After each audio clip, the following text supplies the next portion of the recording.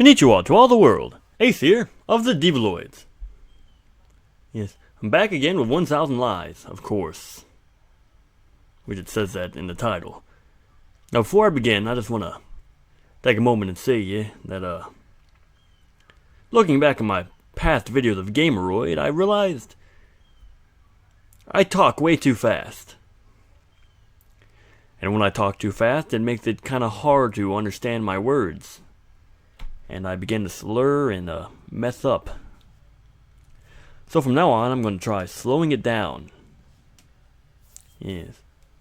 So, I'm changing this guy's voice, by the way. As a chair. To get comfortable. I need a soundproof room in here, yeah. So anyway. No, wait. What am I doing? I mean, yeah, okay. Maybe I just got caught up in the... Maybe I just got caught up in all the excitement. Still messing up. Let's just say that sometimes I get lost in thought and maybe lose control of myself. It's because of those kinds of situations that I'd rather take things slowly and consider my options first. When I decide to improvise, nothing good ever comes of it. After leaving the playground, I tried to catch up with the mysterious girl before I lost sight of her, while also trying to be careful as not to let her see me.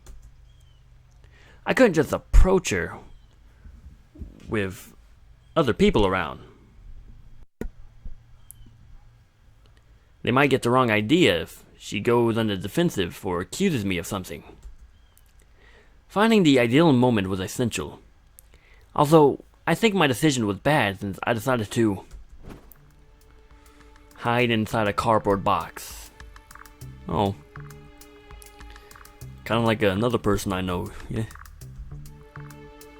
Like in that one kids game. Maybe every time she'd make an unexpected movement, I'd stop and conceal myself under the best possible camouflage ever. It was an easy task considering my 35 years of experience as a triple agent for some of the most important spy agencies in the world. Well, no, to be honest, it was just an excuse to spy on someone while hiding inside a cardboard box. It was on my bucket list. My intentions were good, and that's all that matters, right? It was a pity that everyone kept pointing me out. It sure didn't help my stalking. What's their problem? What's the problem with people who like hiding in cardboard boxes? If it becomes a trend, you'll all come begging me to help. Still, I have to say that it was incredibly uncomfortable. It's a good saying that I'm the kind of person who follows his convictions through to the end, no matter what. By staying well hidden, I was able to continue following my target. After changing streets, the target changed directions at the intersection and went down a street I knew well, since I usually take it on my way to school. It was hard to keep up with her the whole way. I'm not good at sports. In fact, I'd say I'm below average as far as proficiency is concerned. Not that it's easy to sprint while wearing a cardboard box. But that girl seemed to be competing for the 20-kilometer power walking Olympic gold medal. Why was she in such a hurry? We passed by a flight of stairs. That would have been a good place to stop, take the stairs down and return home. I even lived nearby too. What a pity that my common sense was turned off or out of range. Maybe the cardboard box stopped the connection from getting through. Finally, we reached an apartment block, forcing me to leave my companion cube behind. Oh, that could be a lawsuit right there. From the creators of Half-Life 1, 2, and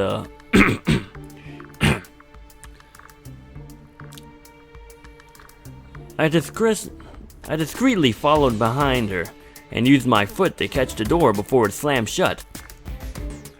Then I snuck into the lobby. In for a dime and for a dollar. By then, I'd probably lost sight of my objective. I ran up the stairwell as quickly as I could while my target used the elevator and found myself in front of the apartment she entered only moments ago. The pursuit should have ended there, but then she came back out of the apartment, back out of her apartment. It took less than a minute for her to reappear, having left all of her art supplies inside. Luckily, I was hidden out of sight in the stairwell. Imagine my surprise when she not only walked away, but she left her apartment door ajar. The thing is, I've never been good when it comes to resisting temptations. So, I took a small peek inside. I saw a single light on in one of the rooms. That brings me to now. I'm shamelessly breaking into a girl's apartment. I was drawn to the light like a moth to a flame. Seeing as the rest of her apartment was veiled in darkness, she definitely lives here. The walls was filled with pictures of her and her family, friends, which I said in the wrong order.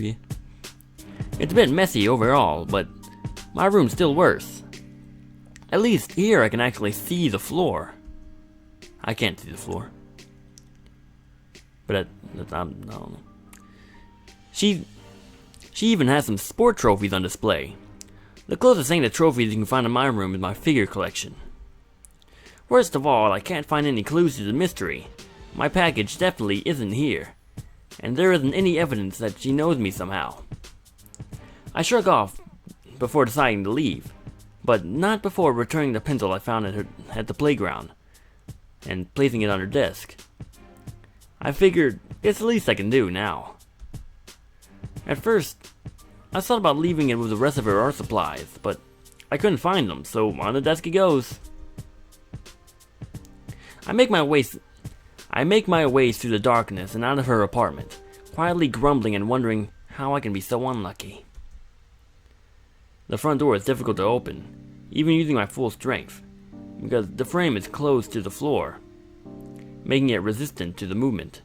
But carefully, I managed to quietly open the door. Oh.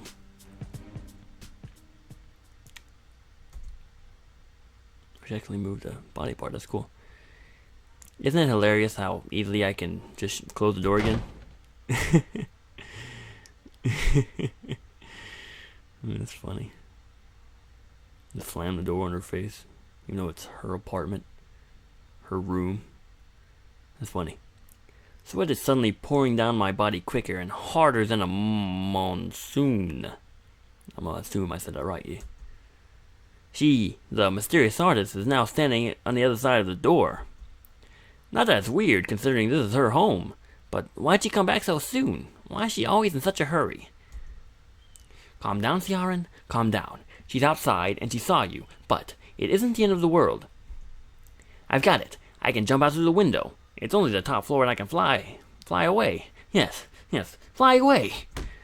What am I saying? The adrenaline rush isn't letting me think clearly. My mind is foggy, and it feels like my thoughts are at odds with each other.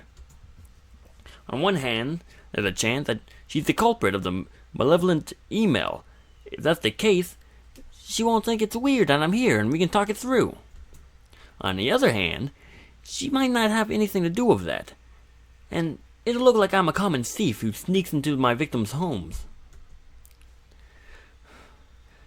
I'll have to take everything into careful consideration. In some places, they take me out back and shoot me for being here. Wait a minute. I've got an idea. Yes, an idea. It isn't a good one, I know, but it's better than trying to fly away, and that's good enough for me. Actually, I don't even know if it'll help me, but it's already too late. I have to try. I take a deep breath, release it, then brace myself to speak quickly enough that the artist won't have a chance to respond until I'm done. Hello, in the name of freedom. Ha ha ha ha. This is the second floor, not third, right? You commie sure build weird houses. In Murica, we build real houses with real first floors. None of that ground floor crap. And why you gotta call it ground floor anyway? It's a fucking proper floor, don't it? Who even called it that? Speak American, why don't ya? No hard feelings, right? I come in peace. Don't y'all worry. I'm from America, and America is the gospel of a new world. As long as you believe in freedom, so too will I believe in you. Everyone in America at heart. Wait. Everyone is American at heart. Hallelujah! Praise Jesus! If you exist, America will come for y'all. Freedom is just like real American hamburgers everywhere. Every man, woman, and child of the world that isn't a freedom-hating, baby Jesus-killing, terrorist foreign kebab and feels the power of freedom in their heart is a child of America, a brothers in arms. Won't y'all let your brothers into your house, your castle, my casa? Wait, he said that wrong. You casa, my casa. Ain't that what y'all Mexicans always say? Ha ha ha ha ha ha. God bless this country, little girl, and God bless you. Ha ha ha ha ha ha ha ha. The girl is overwhelmed by my pseudo-patriotic spirit. Takes a couple of steps backwards, speechless. She doesn't scream, just asks who I am. I decide to get really into character and speak with the composure of a true American hero, and the grace of one of the founding fathers of the Constitution. Remember my name, little girl, 'cause I'm only saying it once. The name's John. John Mackenzie. The light suddenly goes off, and I opt to take the opportunity to run to the stairwell and flee like a hillbilly is taking pot shots at me. I would love to say that the miracle was thanks to the soul of Benjamin Franklin, summoned by my patriotism, who then destroyed the electrical system. Sadly, that wasn't it. It was thanks to the automatic timer in the apartment that turns off the porch lights every several minutes to conserve energy. It wasn't part of the plan, but I ran with it anyway. What am I focusing on right now? What I'm focusing on right now is escaping as quickly as possible. I'm running out of time after all. Soon the lights will turn on again, and Steve! I don't know how she sounds. I haven't come up with a voice for her yet. I knew it. I was supposed to be the good guy. How did it turn out like this? And why did I ever think pretending to be American was a good idea? At least I managed to get some good distance, I guess. I'm cursing my bad luck when I hear the sound of the elevator moving. It must be that girl trying to catch me. I'm already bad at improvising, but I'm even worse under pressure.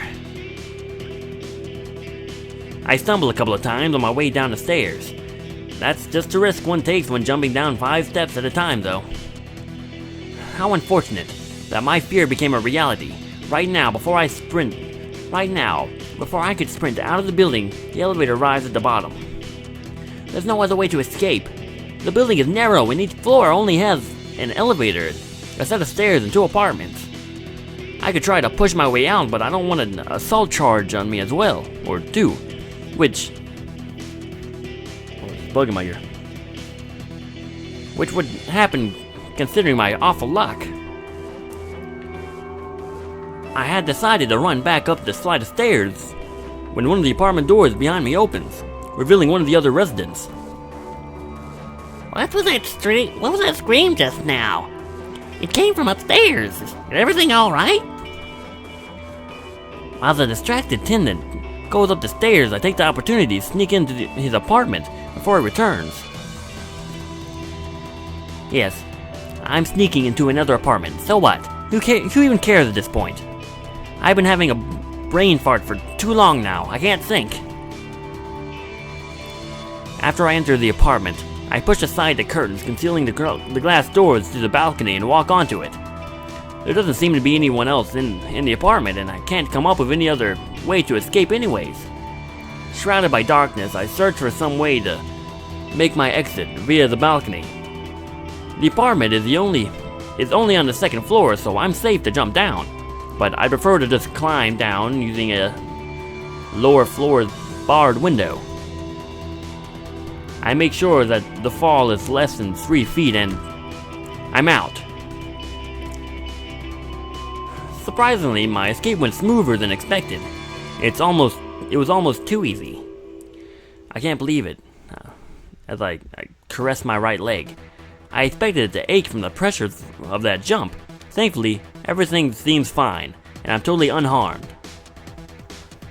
I stopped wasting time and began running, overjoyed the whole way home. Everything happened so fast. I tried to convince myself that it was all just a bad dream and tomorrow I'll forget about it.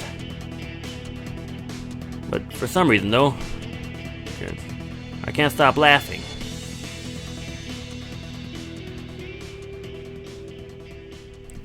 "1,000 lies." Oh, look at that. We finally got to chapter 2. Well, I'm gonna end it right here, isn't he? So, I'll be back next Wednesday, like always. So, have fun, kids. And remember, we love you, world. Well, we're trying to anyway.